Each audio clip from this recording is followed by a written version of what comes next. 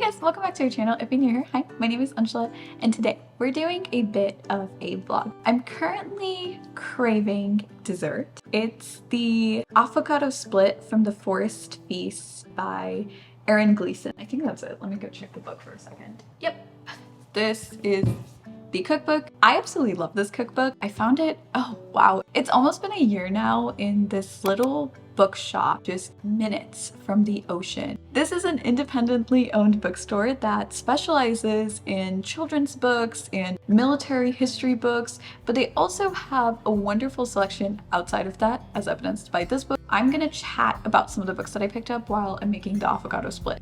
You're like the ocean, setting me free. Out in the open, I'm picking up speed. Won't you lay it on me? Turn the page and burn it. Let's make up a big bonfire on the beach with the stars as our lighters, and throw our problems in the flames. Throw our problems in the flames. And throw our problems in the flames. Ooh, throw our problems in the flames.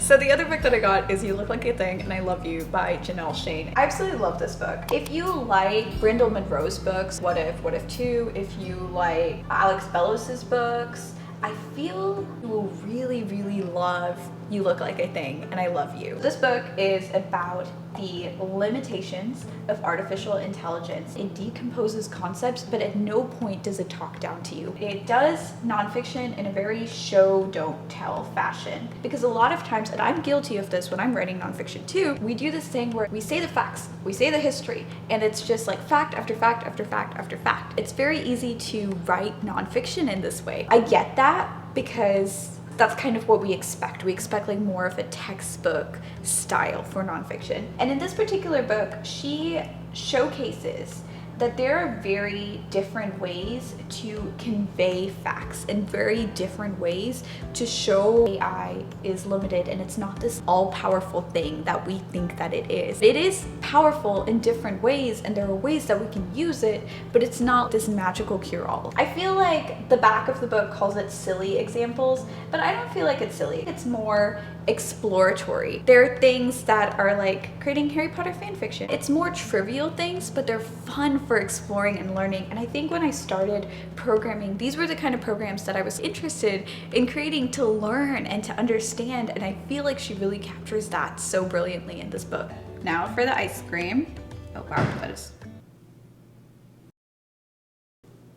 Excuse me.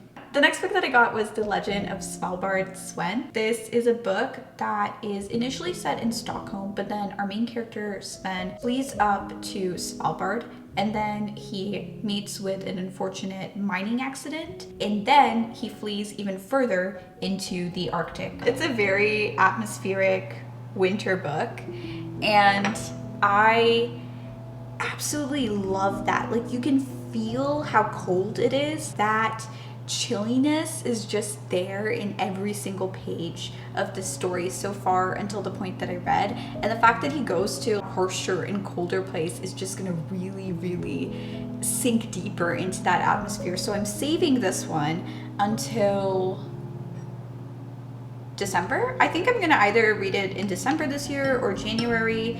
Definitely when it's chilly. Wow, this gelato is melted. It is not holding up, but gelato is delicious regardless of the state that it's in. I'm definitely a mood reader and I love reading books that are in the season that I'm reading them in, and I feel like this is the perfect winter book. From what I read, I love the writing of the story. It was smart, it was sharp, it felt well plotted, it felt very linear, and it felt easy to follow along, even though at points I felt I was a little lost with the vocabulary of the story because a lot of the words that the author, I think his name is Nathaniel Ian, uses was just beyond me. And then the last book that I picked up is the beautiful, beautiful cookbook by Erin Gleeson.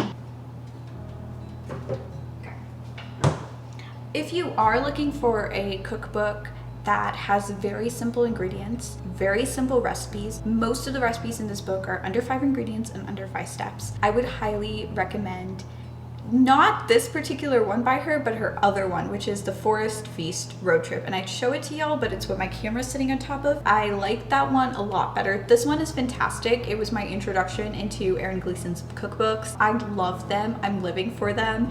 They are absolutely beautiful. The photography is stunning. The way that the instructions are laid out is visually engaging. And I feel with a lot of the cookbooks I have, it's a very blank page of instructions, and then there's the beautiful photo on the other side. But she allows the instructions also to be beautifully, beautifully laid out. This is very much like a travel diary meets a cookbook, and I love that element of it as well, because we all know I'm here for the travel books of the world. I am absolutely here for it. For the Forest Feast Mediterranean, I love the pictures of the Mediterranean. I love the way it was laid out. I felt the spicing needed adjustments, and maybe that's just my personal palate. I like things to have a lot of flavor from spices. I felt like some of the recipes were just a lot more bland, and I didn't feel like that with the other cookbook. She's not adding extra spices because she keeps the ingredients very simple, but the natural balance of the ingredients in the other cookbook really matched and paired well. Also with the Forest Feast Road Trip cookbook,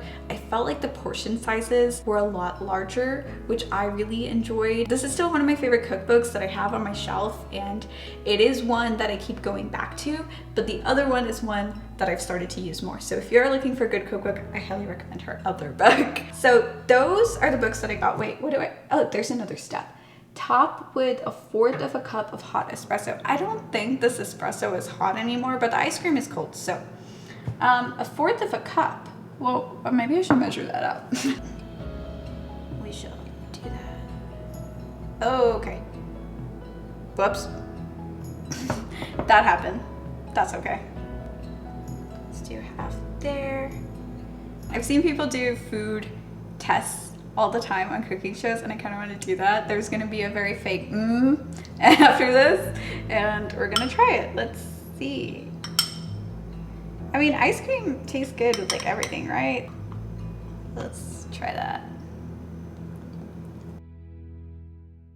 I actually quite like that. I probably should not be having coffee this late at night. Those were all of the books that I picked up in Coronado from Bay Books Coronado. So let me know if you've ever been to the bookstore. What are your favorite bookstores in the United States or elsewhere, anywhere in the world? Thank you so much for watching. Bye guys.